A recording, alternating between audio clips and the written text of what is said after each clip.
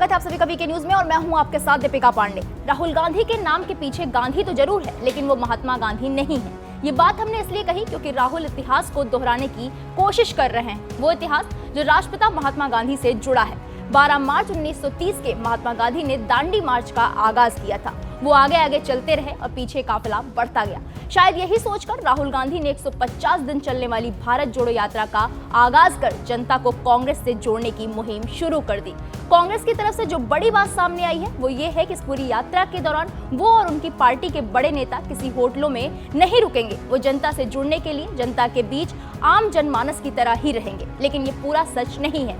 पूरा सच ये है कि राहुल की भारत जोड़ो यात्रा में बड़े बड़े कंटेनर उनके साथ चलेंगे। कंटेनर भी ऐसे जिनमें उनकी सारी सुख सुविधाओं का ख्याल रखा जाएगा। उसमें सोने के लिए बिस्तर, शौचालय के अलावा एसी तक की व्यवस्था रहेगी। कन्याकुमारी के एक गांव में ऐसे 60 कंटेनर रखे गए जो अपने आप में एक अलग गांव की तरह हैं। इन कंटेनरों को इसी तरह हर दिन रात के समय वहां एक गांव की तरह बसाया जाएगा जहां यात्रा रुकेगी। सुबह वापस नेतागढ़ यात्रा के लिए प्रस्थान करेंगे और ये क्रम 150 दिनों तक चलता रहेगा। ये बड़े लोग हैं, जरूरत भी बड़ी है, तो चिलचिलाती धूप में पैदल कैसे चलेंगे? इसलिए कंटेनर सारी सुख सुविधाओं से लैस है। अब आपको बता दें कि इस कंटेनर के पीछे भी एक बड़ी कहानी है। कहानी पाकिस्तान से जुड़ी है। बता दें कि 2014 में जब इमरान खान प्रधानमंत्री नहीं बने थे और प्रचार के जरिए वो जनता के बीच खुद को लोकप्रिय बना रहे थे, तब वो कंटेनरों में ही रहा करते थे। उसी कंटेनर में बैठकर वो यात्रा करते थे, उसमें सारी व्यवस्थाएं होती थी। तब इमरान ने एक कंटेनर पर 1 करोड़ रुपए के आसपास खर्च किए थे। राहुल गांधी भी अब 150 दिन इसी तरह के कंटेनर में रहेंगे। कांग्रेस पार्टी को लगता है कि इस भारत जोड़ो यात्रा से शायद राहुल गांधी की किस्मत बदल जाए 2024 के लिए। पार्टी को लगता है कि इससे देश की राजनीति में कांग्रेस के अच्छे दिन वापस आ जाएंगे और राहुल गांधी ठीक उसी तरह प्रधानमंत्री के पद तक पहुंचने में कामयाब होंगे जैसे इमरान खान ने कंटेनर में रहकर पाकिस्तानियों की सहानुभूति बटोरी थी और आम चुनाव जीता था। कन्याकुमारी से कश्मीर तक 3750 किलोमीटर की यात्रा में वो कंटेनर में ही रहेंगे और सोएंगे। 2024 लोकसभा चुनाव से पहले इस कदम को कांग्रेस के वफादार मास्टर स्ट्रोक बताने में जुट गए हैं, जिसके सहारे प्रधानमंत्री नरेंद्र मोदी का राहुल गांधी मुकाबला करेंगे। 2014 में इमरान खान भी इसी तरह की चीजें आजमा चुके हैं जब वो कंटेनर से घूमते हुए तत्कालीन सरकार के खिलाफ प्रचार करते थे और इस दौरान पुलिस से भी उनके समर्थकों की भिड़ंत होती थी। तब वो वहां के प्रधानमंत्री रहे नवाज शरीफ के खिलाफ खुद को स्थापित करने के लिए उन्होंने फ्रीडम मार्च निकाला था। इस दौरान इंटरनेट पर एक तस्वीर भी वायरल हुई थी जिसमें इमरान खान इसी तरह के कंटेनर में सोते हुए दिखे थे। उनकी पार्टी पीटीआई के कार्यकर्ताओं के साथ इन लोगों ने पाकिस्तान की राजधानी इस्लामाबाद की तरफ मार्च किया था। अब समय समय पर विदेश यात्राओं पर छुट्टियां मनाने जाने वाले राहुल गांधी भी इसी तरह के तिकड़म आजमाएंगे।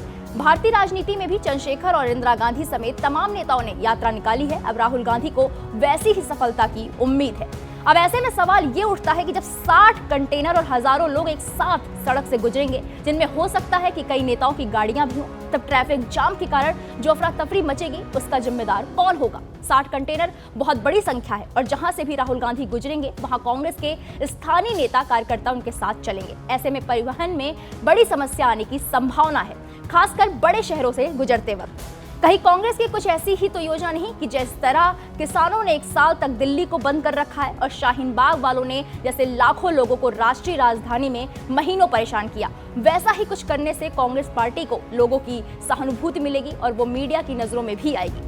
किसान आंदोलन के कारण तीनों कृषि कानून वापस लेने पड़े केंद्र सरकार को। सीए के नियम अब तक नहीं बने हैं। क्या कांग्रेस पार्टी उस माहौल को पूरे देश में ले जाना चाहती है जो दिल्ली को झेलना पड़ा आंदोलन जीवियों के साथ? और ये 60 कंटेनर्स तो ऐसा ही लगता है। पाकिस्तान में तब विपक्ष में रहे इमरान खान की रैलियों में भी हिंसा होती थी। पुलिस को आंसू गैस के गोले छोड़ने पड़ते थे और कार्यकर्ताओं पुलिस में भिड़ंत भी होती थी। क्या इस रणनीति के सहारे भारत को राहुल गांधी अब पाकिस्तान में तब्दील करेंगे? जो आंदोलन जीवी उनके साथ इस यात्रा में हैं, वो सब तो यही करने के विशेषज्ञ हैं।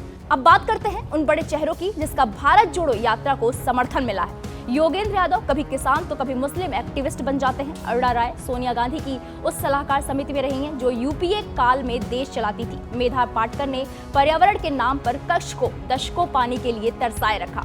अब देखना यह है कि क्या राहुल गांधी की यात्रा सफल होती है या फिर भारत की हालत भी पाकिस्तान जैसी होगी। इस खबर पर आपकी क्या राय है, हमें कमेंट करके जरूर बताइएगा। देश दुनिया की तमाम बड़ी खबरों के लिए देखते रहिए वीके न्यूज।